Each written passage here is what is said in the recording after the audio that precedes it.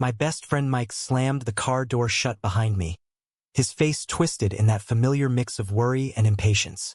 "Just check on Uncle Nathan, okay? He's been off the rails since the divorce. Won't even answer my calls. You're the only one he trusts from back in the day." I nodded, forcing a grin as the engine roared to life, but deep down, a knot twisted in my gut. Nathan had always been the untouchable one, the golden boy of our small Queens neighborhood, and the thought of seeing him broken gnawed at me like an old wound. What I found when I pushed open the door to his cramped brownstone apartment that stormy afternoon wasn't just a man unraveling. It was a secret shattering into 1,000 jagged pieces. One that would drag me into a love I never saw coming, fierce and forbidden, threatening to drown us both in its depths. The rain hammered against the windows like fists demanding entry, but inside, the air hung heavy with the scent of stale whiskey and regret. Nathan stood in the middle of the living room, shirtless and swaying, his broad chest heaving as he stared at a man I didn't recognize. Tall, sharp-featured, with eyes like shattered glass. Pinned against the wall, their bodies entangled in a kiss that was equal parts fury and farewell. The stranger shoved him back, spitting words I couldn't quite catch over the thunder. And then he was gone, the door slamming like a gunshot, leaving Nathan to crumple to the floor in a heap of raw, exposed vulnerability that hit me harder than any storm. I froze in the doorway, keys still dangling from my hand, my heart pounding a rhythm I couldn't name. Nathan's head snapped up, his green eyes, usually so steady, so commanding, wide with a mix of shock and something deeper, something that mirrored the chaos I'd buried in my own chest for years. "Zachary!" His voice cracked, rough from disuse, as he scrambled for a throw blanket to cover himself. But it was too late. The image was seared into me, a forbidden glimpse into a world I'd only ever glimpsed from the shadows. File 1. I backed out of the apartment like I'd walked into a crime scene, mumbling something incoherent about bad timing. But Nathan was on his feet in an instant, blanket clutched around his waist like a shield. "Wait, Zach, don't. Please."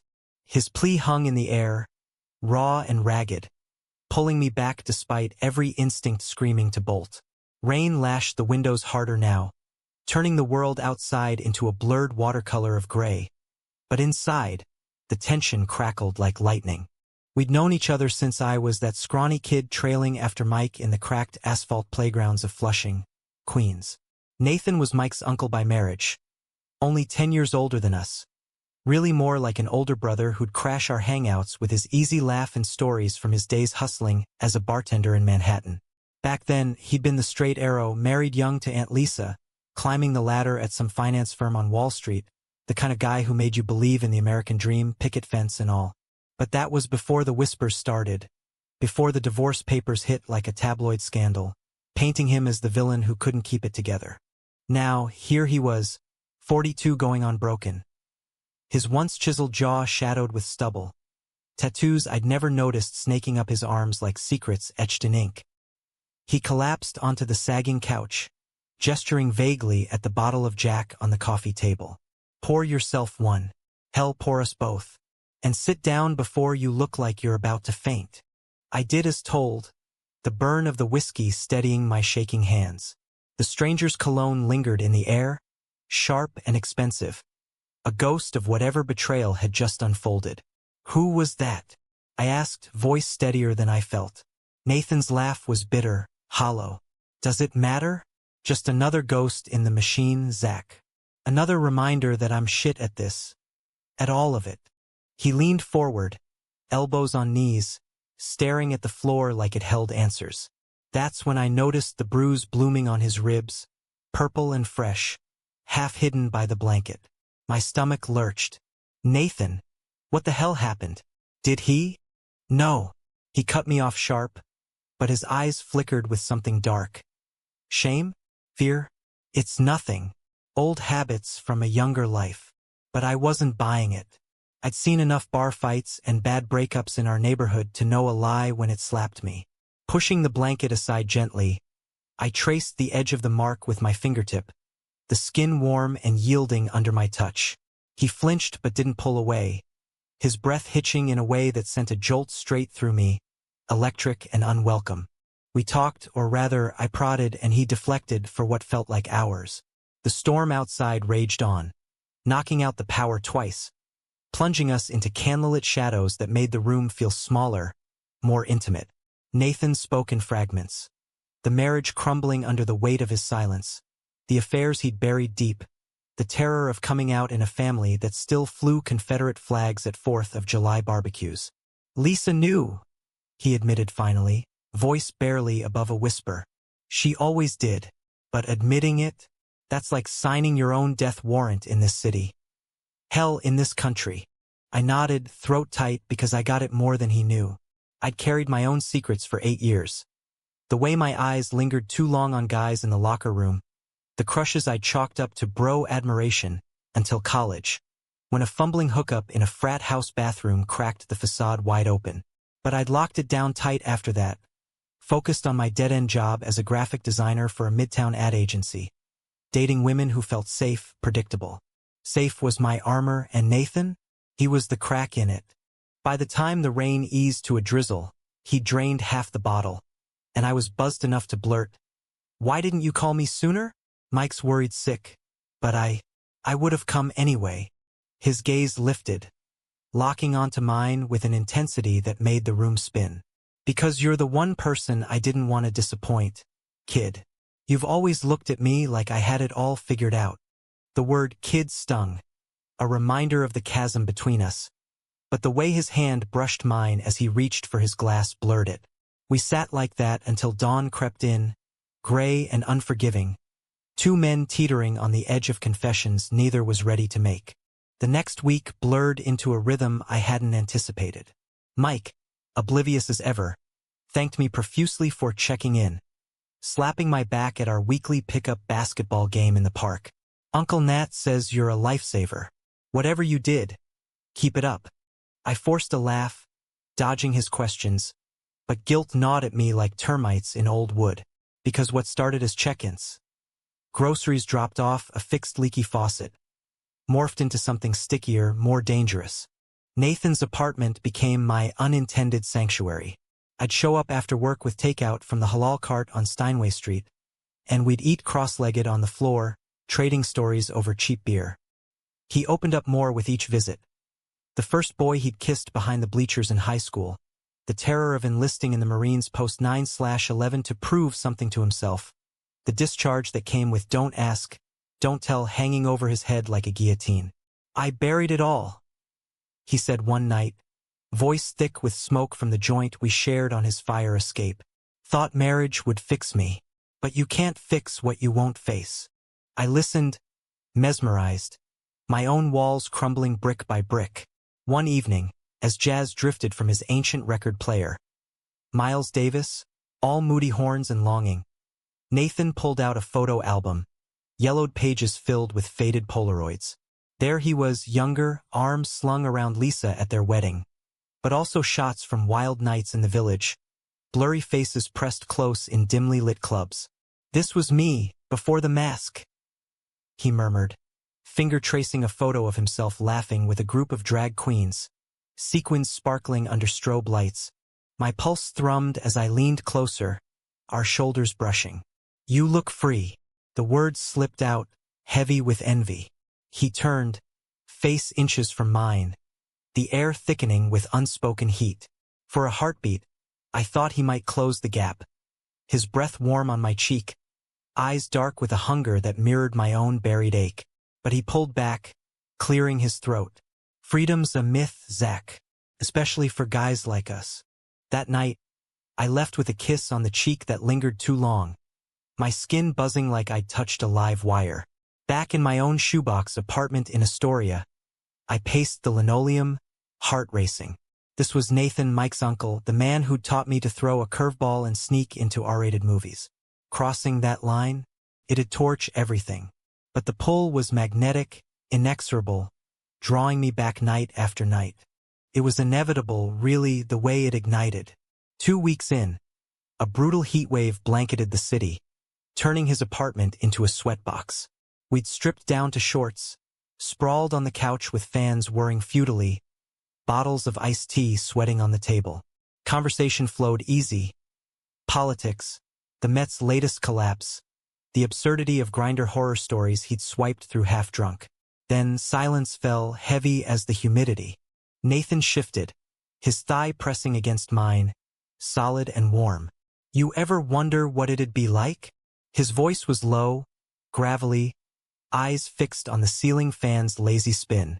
If we weren't. If things were different. My mouth went dry. All the time. It was the truth stripped bare. He turned then, slow, deliberate, his hand finding my jaw, thumb brushing my lower lip with a tenderness that undid me. Our kiss started tentative, a question in the press of lips, but ignited like dry tinder, hungry, devouring. Hands roamed, mapping scars and freckles, breaths mingling in gasps as we tumbled to the rug, bodies aligning in a frenzy of rediscovery. It was messy, fervent, everything I'd imagined in stolen fantasies, but amplified 1,000-fold. Nathan moved with a confidence born of experience, guiding me through the rhythm. His whispers, "Easy, I've got you," grounding me amid the storm. Afterward, we lay tangled, sweat slicked and spent, his fingers tracing lazy patterns on my back. "This changes everything," he murmured into my hair. "Yeah," I whispered back, terror and elation twisting in my chest. But maybe that's the point. Little did I know, the world outside was already closing in, betrayal brewing in the shadows of family ties and old wounds, ready to shatter the fragile haven we'd carved. Summer in Queens was a beast, sidewalks radiating heat like griddles, air thick enough to chew. But in Nathan's arms, it felt like salvation. We fell into a clandestine routine, stealing moments between my freelance gigs and his shifts at the dive bar he'd taken up managing after the layoff. Mornings, I'd wake to his coffee brewing, strong and black, the way he'd learned in the Corps. Afternoons blurred into lazy explorations, bodies entwined on rumpled sheets, laughter echoing off exposed brick walls as we discovered each other's rhythms, vulnerabilities laid bare like open books. Nathan was a revelation. Tender where I'd expected rough edges, his touch a language of redemption after years of self-imposed exile. "You're safe with me," he'd say, pulling me close after, as if chanting it could ward off the ghosts. And for a while it did. We ventured out cautiously. Late-night walks along the East River, hands brushing in the dark. Greasy slices at Luigi's Pizzeria, knees knocking under the table. In those stolen hours, the city felt vast, forgiving. A concrete jungle where two men could rewrite their stories without the world's glare. But secrets have a way of festering, and ours was no exception. Mike started noticing my absences, his texts pinging with brotherly concern. "Where you been hiding, man? Game night tomorrow, don't flake." I'd fire back excuses, client deadlines, family stuff. Each lie a brick in the wall between us. Guilt was my constant shadow, but desire drowned it out, a tidal wave crashing over reason. One sweltering August evening, as cicadas droned outside, Nathan surprised me with tickets to a rooftop screening in Williamsburg. Some indie flick about queer outlaws in the Old West, projected against the glittering skyline. We dressed sharp, him in a fitted button-down that hugged his frame, me in chinos and a vintage tee, blending into the hipster crowd like we belonged. The movie unspooled under strings of Edison bulbs, laughter rippling through the audience at the outlaws' defiant kisses. But my focus was Nathan. His profile sharp in the low light, hand warm in mine, thumb stroking my knuckles absent-mindedly. Halfway through, during a tense standoff scene, he leaned in, breath hot against my ear. "This could be us, you know? Riding off into the sunset, no looking back." His words were laced with a wistfulness that pierced me. I squeezed his hand, whispering, "Why not?" But even as I said it, doubt flickered, the logistics of family, careers, the invisible chains of expectation. After the credits rolled, we wandered into a nearby speakeasy, all velvet curtains and candle flicker, nursing Manhattans at a corner booth. The conversation turned deeper, bourbon loosening tongues. Nathan confessed the bruise from that first night.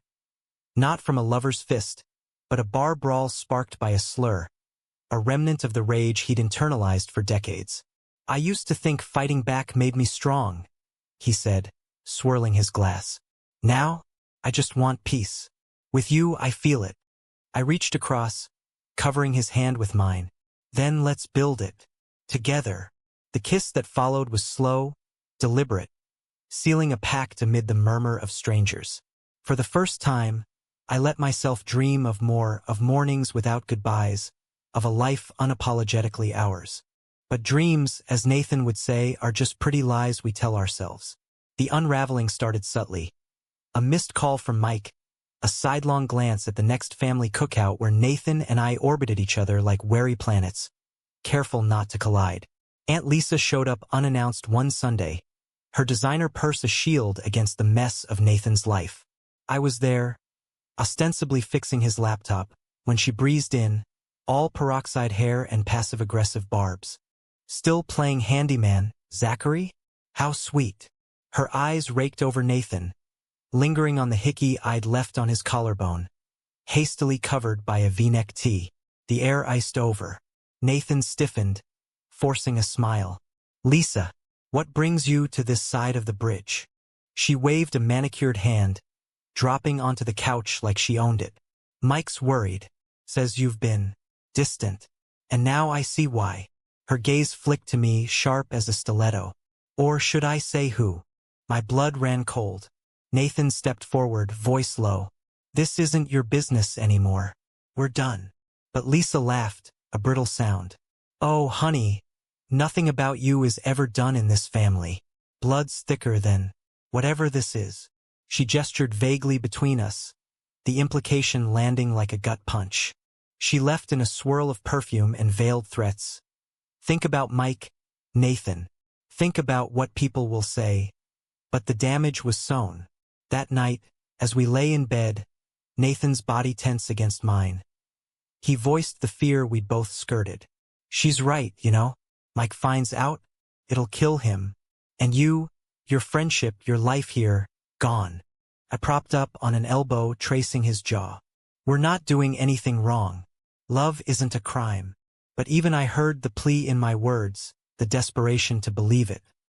He pulled me down, kiss fierce and claiming, but doubt had crept in, a serpent in our garden. The conflict escalated mid-September, leaves turning gold too soon, when Mike cornered me after a brutal overtime shift at the agency. We were grabbing wings at our old haunt, the TV blaring a Jets game neither of us cared about. "Spill it, Zach. You've been weird for months. Ditching hangs, looking like you haven't slept. Is it work? Or something else?" I choked on a bone, coughing to buy time. "Nah, man. Just burnout." But Mike's eyes narrowed, that cop instinct from his beat in the NYPD kicking in. "Bullshit. And don't think I haven't noticed you mooning over Uncle Nat. What's the deal? You two got some bromance going?" The word twisted like a knife. I forced a laugh, but it came out strangled. "Come on, that's crazy." He leaned back, arms crossed, but let it drop. For now. Driving home, though, paranoia clawed at me. If Mike suspected, how long before he pieced it together? How long before our world imploded? Nathan felt it too, the noose tightening. Our rendezvous grew frantic, laced with urgency. Quickies in his truck parked on dead-end streets, whispered promises in the dead of night. "We could leave," he suggested one fog-shrouded morning, as we sipped coffee on his stoop, watching joggers blur past. "Head west, California, maybe. Start fresh." The idea thrilled and terrified. "And Mike? Your family?" He shrugged, but pain etched his features. "Some bridges you gotta burn to see the other side." Betrayal struck like lightning on a clear day, courtesy of the one person I trusted most. It was a crisp October Friday, harvest moon fat and mocking overhead, when Mike texted, "Need to talk. Now, my place." Dread pooled in my gut as I pulled up to his row house in Jackson Heights, the porch light buzzing like a warning. He was pacing the living room when I arrived, a manila envelope clutched in his fist. "Sit down, Zach. This is fucked." Without preamble, he slapped photos onto the coffee table. Grainy shots from a PI, Lisa's doing no doubt. Nathan and me, locked in that rooftop kiss, hands tangled in each other's hair. Another of us emerging from his building at dawn, clothes rumpled, guilt written large. My world tilted. Mike, save it. His voice cracked, face flushing red.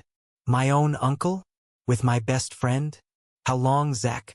How could you? The accusations flew. Betrayal, deceit, the end of trust. But beneath the rage, hurt bled through, raw and childlike. He was family. You're supposed to be my brother. I tried explaining. The depth of it, the love. But words failed, crumbling into sobs as he shoved me toward the door. Get out. And stay the fuck away from him. Numb. I stumbled into the night, the moon's glow turning sidewalks silver and cold. My phone buzzed. Nathan, where are you? But I couldn't answer, not yet. The storm we'd courted had broken, and we were adrift in its fury. The days following Mike's confrontation stretched into a gray limbo, each one heavier than the last. I holed up in my apartment, blinds drawn against the autumn sun, fielding ignored calls from Nathan and the relentless ping of Mike's silence. A void louder than any shout. Work became a blur of deadlines met on autopilot, my designs bleeding with unintended melancholy. Lovers torn asunder in pixelated heartbreak. Food tasted like ash, sleep a battlefield of nightmares where faces blurred. Nathan's green eyes pleading, Mike's brown ones accusatory. Nathan's texts were lifelines I couldn't grasp. Talk to me. Please. I love you, Zach. Don't let this win. But fear paralyzed me, a vice around my chest. What could I say? That I'd shattered his nephew's world for a love that felt like destiny? That every stolen kiss now tasted of ruin? Instead, I ghosted him, cowardice my only armor, until the ache grew too vast to contain. It was a Tuesday, rain-slicked streets reflecting neon halos, when I broke. Showing up at the bar unannounced, the rusty anchor, a hole in the wall off Northern Boulevard. I found Nathan behind the counter, pouring drafts with mechanical precision. The place reeked of spilled beer and regret, jukebox crooning Springsteen like a dirge. His eyes met mine across the dim room, widening in shock before softening into relief, then wariness. Zach. He set down a glass mid-pour, foam sloshing over. You came. We retreated to the back office. A cramped cube stacked with invoices and empty packs. The door clicked shut, sealing us in with the hum of the cooler. I'm sorry, I blurted, words tumbling out. For everything. Mike knows Lisa sent photos. He hates me. Hates us. Nathan's face crumpled, but he pulled me into his arms, strong and unyielding. Then he hates me too. Always has, deep down. Blames me for Mom's death, for Dad's drinking, for not being the hero he needed. His voice muffled against my hair, body trembling. But you? Losing you would kill me faster than any family feud. We clung like survivors, kisses salt-tinged with tears, reaffirming what words couldn't. But resolve hardened in the aftermath. We couldn't hide forever. We face it, Nathan said, cupping my face. Together, or not at all. The reckoning came swift and savage. Mike agreed to meet at a neutral ground, a diner in Elmhurst, Formica tables scarred by decades of greasy confessions. Nathan and I arrived early, hands clasped under the booth, pulses sinking in dread. Mike slid in opposite, face haggard, uniform creased from a double shift. No preamble. You destroyed us, he said, eyes boring into Nathan. Family, trust, all of it. Nathan leaned forward, unflinching. I destroyed myself first, Mike. For years. Pretending, hiding, this is me finally whole. And Zach? He's the best part of that. Mike's gaze shifted to me, wounded. You were my brother. How do I look at you now? The question hung, a guillotine. I swallowed hard. The same way I look at you, with love, even when it hurts. I never meant to betray you. But love, it doesn't ask permission. Words escalated into shouts, drawing stares from blue hairs nursing coffee. Mike hurled accusations. Selfish, perverted, a stain on the family name, echoing the bigotry Nathan had fled. But beneath it, grief poured out. His own loneliness since his wife's miscarriage, the badge that isolated him, the fear of losing the only anchors he had. "You're all I got left," he choked, voice breaking. Nathan reached across, hand hovering. "Then let us be that. Not perfect, but real." Mike recoiled, storming out into the pelting rain, but not before a final glare. "Fix this, or you're dead to me." The fallout rippled outward. Lisa weaponized the scandal, whispering to relatives at Thanksgiving. Cancelled, of course. Painting Nathan as the predator, me as the naive fool. Whispers turned to cold shoulders. Holiday cards went unanswered. Nathan's bar job teetered as regulars grumbled. Slurs scrawled on napkins. My freelance clients dried up, suspicions of distraction, thinly veiled. Yet in the wreckage, our bond deepened, forged in fire. We moved in together. A sublet in Bushwick, graffiti-splashed walls, and a view of the L train rumbling like our restless hearts. Nights were sanctuaries. Nathan cooking pasta Alfredo from his Nana's recipe. Me sketching him by lamplight, capturing the lines etched by loss. Sex became communion. Bodies a dialogue of healing. Slow explorations under threadbare sheets. Whispers of "I see you" against fevered skin. But conflict simmered, betrayal's embers refusing to die.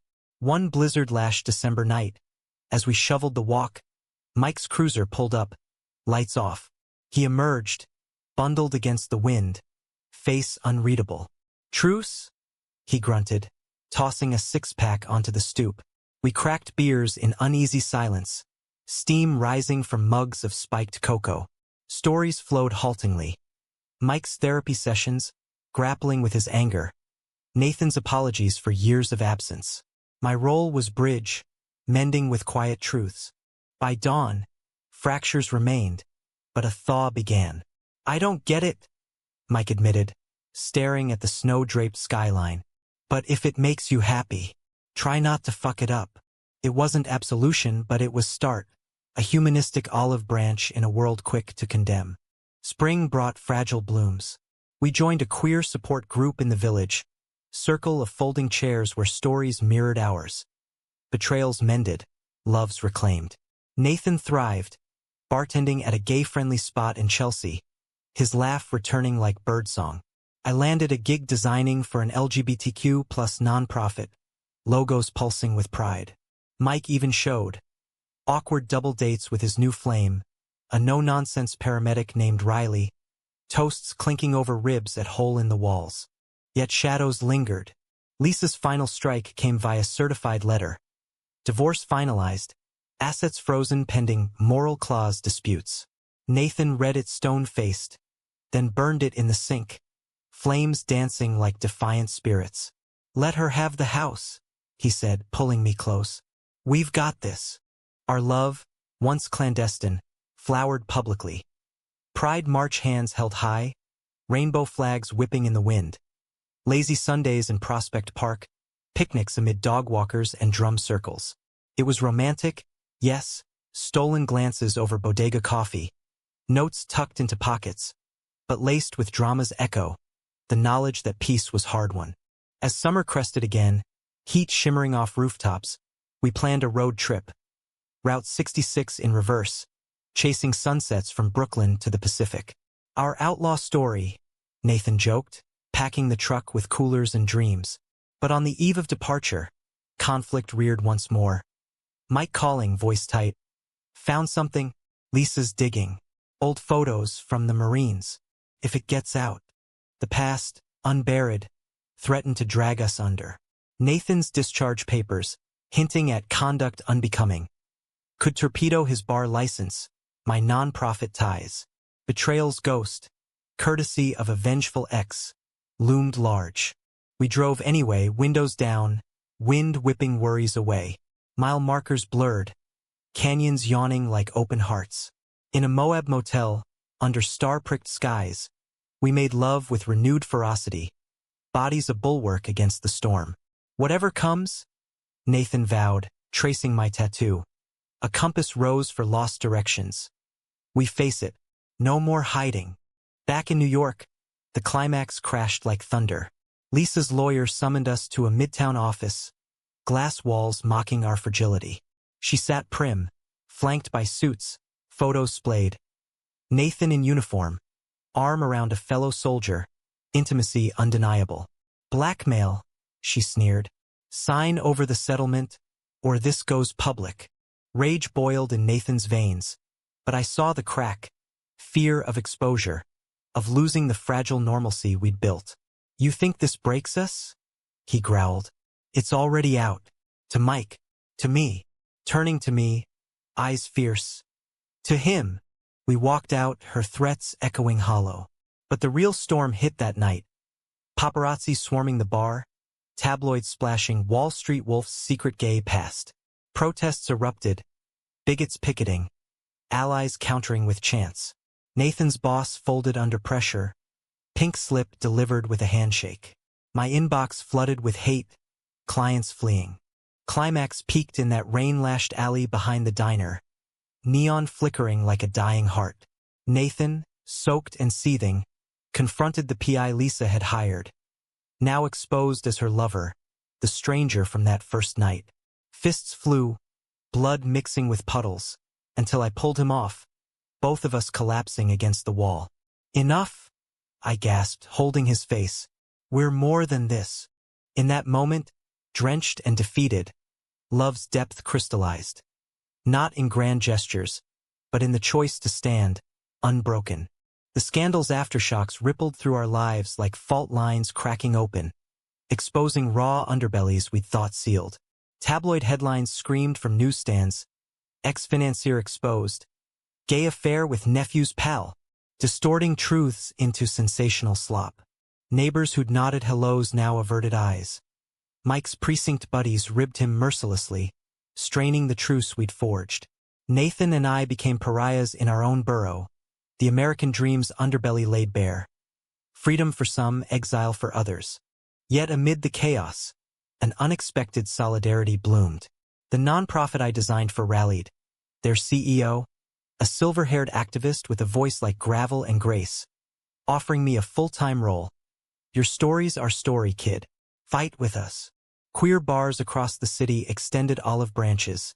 Nathan landing shifts at a leather-clad spot in Hell's Kitchen where patrons slapped his back, toasting resilience over shots of Patron.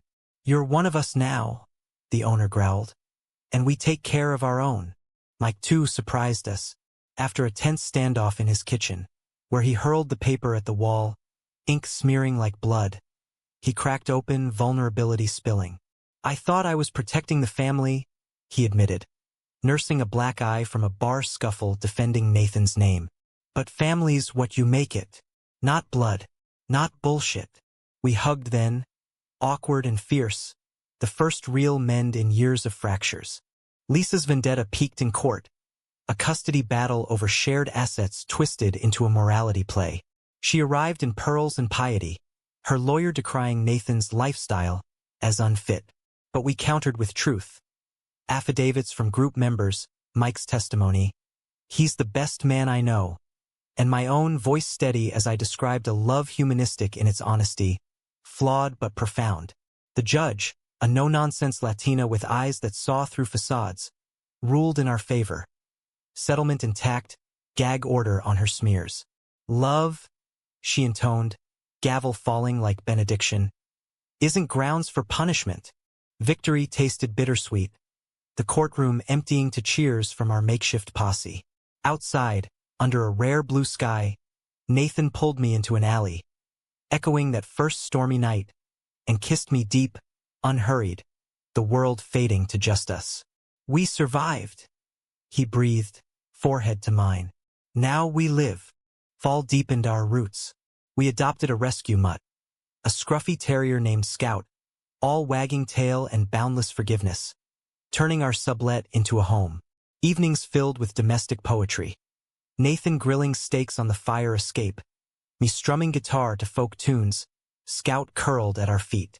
Romance wove through the mundane, surprise bouquets of wildflowers from the bodega, slow dances in the kitchen to Coltrane records, bodies swaying in sync. But drama's shadow lingered, emotional undercurrents pulling at seams. Nathan's nightmares resurfaced. Thrashing awake, sweat-soaked, murmuring apologies to phantom superiors.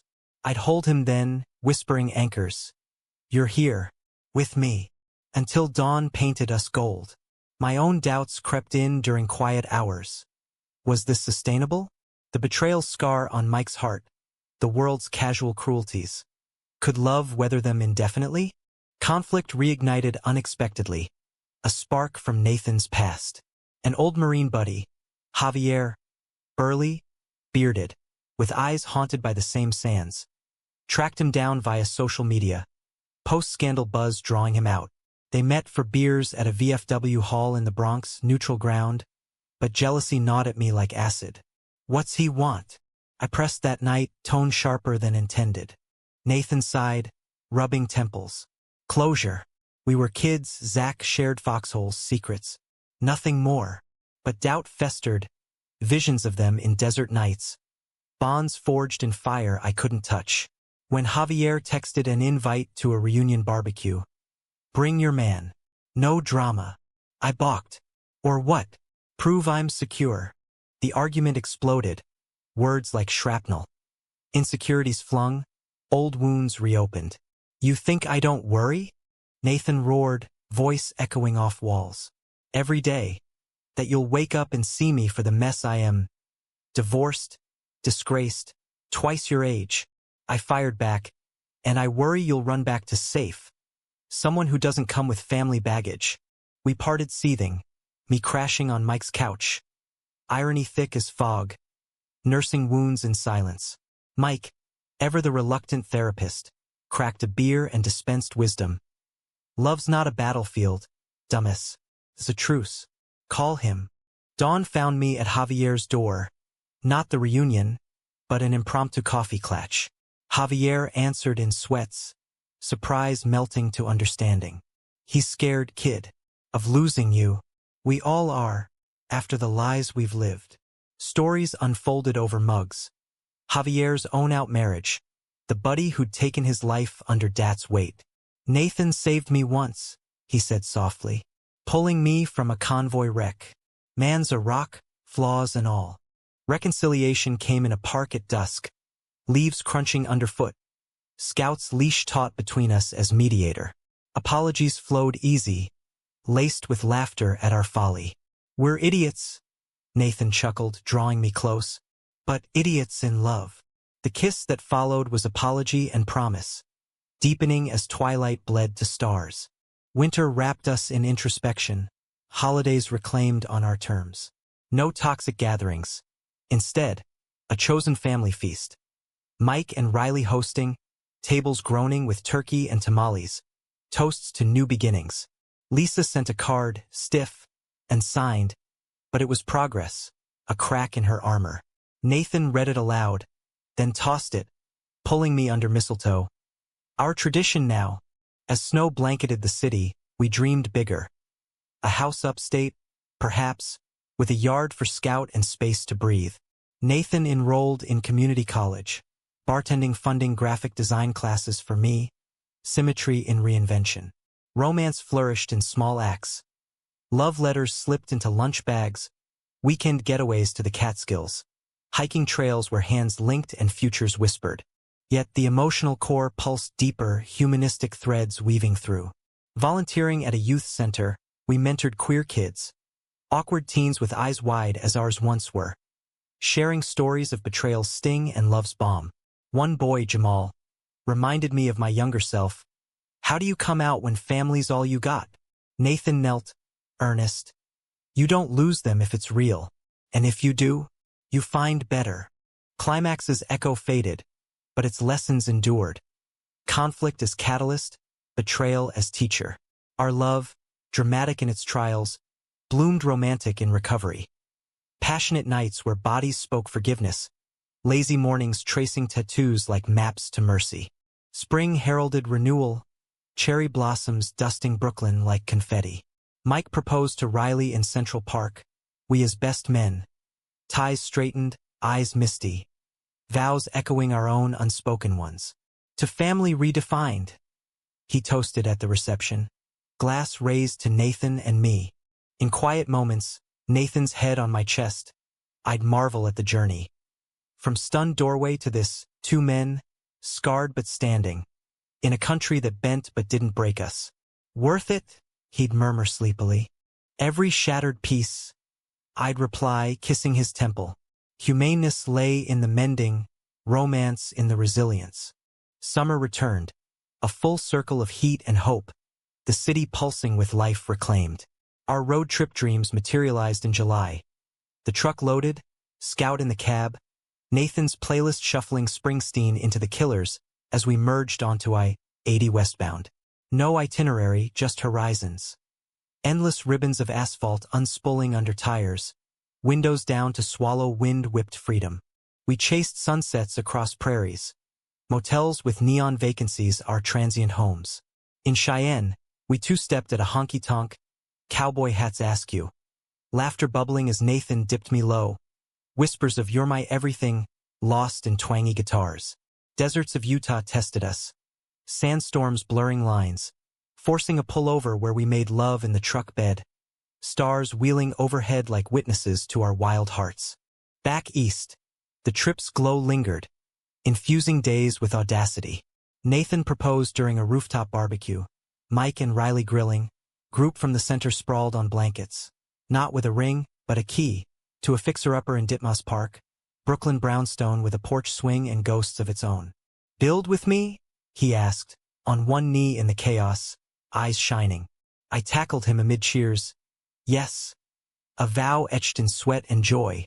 Renovations became metaphor. Demo days unearthing hidden rot, painting walls fresh coats of possibility. Nathan wielded hammer with marine precision. I sketched layouts dreaming of studios and sanctuaries. Conflicts arose, budget overruns sparking spats, dust fights ending in flower-throwing truces, but each hammered home our strength. Love as labor, romantic in its grit. Mike's wedding anchored the season, a garden affair in Battery Park with Hudson breezes carrying vows. As best man, I toasted their union, words weaving personal. Betrayal taught me family isn't given. It's chosen, fought for, forgiven. Nathan's hand found mine under the table, squeeze affirming. Later, slow dancing amid lanterns, he murmured, "Our turn soon." Autumn wove introspection, leaves carpeting paths like burnished memories. Nathan's classes culminated in a portfolio show. Raw sketches of queer icons, emotions bleeding from charcoal. Earning nods from instructors, a scholarship whisper. My designs graced billboards. Campaigns for equality, faces diverse and defiant. My name in fine print a quiet triumph. Yet drama's whisper persisted. A final test in vulnerability. Nathan's health scare hit like a freight train. Chest pains during a pickup game, ER lights blurring as paramedics swarmed. Tests revealed arrhythmia, stress-fueled, the doc said, prescribing beta blockers and bed rest. In the sterile room, monitors beeping, fear clawed me. Visions of loss, of a world without his laugh, his touch. He pulled me close for tugging. "Not going anywhere, cowboy. We've got too much unfinished." Tears fell, mine and his, washing clean the terror. Recovery was slow. Walks with Scout paced gentle. Nights where I'd read to him from dog-eared Kerouac, voices intertwining like limbs. It deepened us, emotional layers peeled to core. Love not just passion, but presence, humanistic in its care.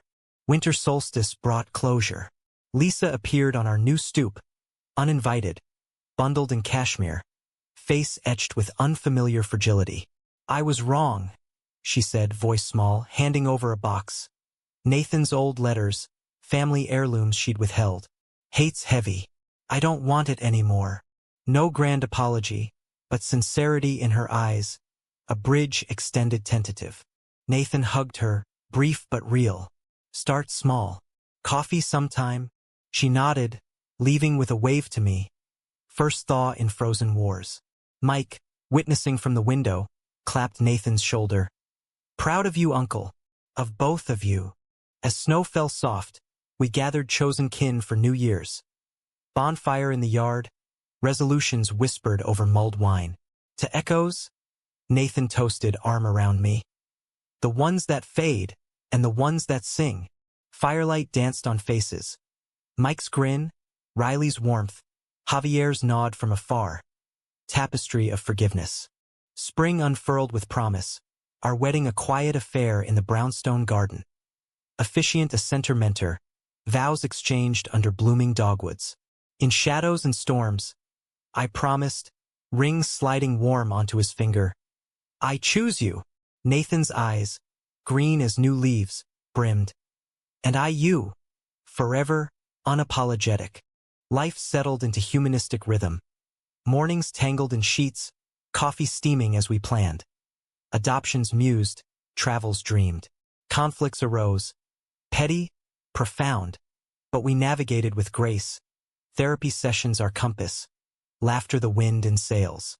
Betrayal's scar faded to silver, a reminder of resilience. Romance endured in gestures grand and small. Anniversary getaways to the Cape, anniversary tattoos, interlocking compasses on wrists. Mike fathered a surprise niece, we uncles doting, family redefined in coos and cuddles. Years blurred, but that first stunned moment echoed. Doorway revelations birthing destinies. In a nation of contradictions, rights won, battles ongoing. Our story stood humanistic testament. Love, dramatic and deep, triumphs not despite flaws, but through them. On a rain-washed evening, much like the beginning, we stood in our alley. Now ours, neon from the corner bodega. Arms wrapped, storm a symphony. Stunned, Nathan teased, nuzzling my neck. Every day, I replied, kissing him slow. Beautifully so. And in that kiss, worlds converged. Past redeemed, future embraced, two men whole in each other's light.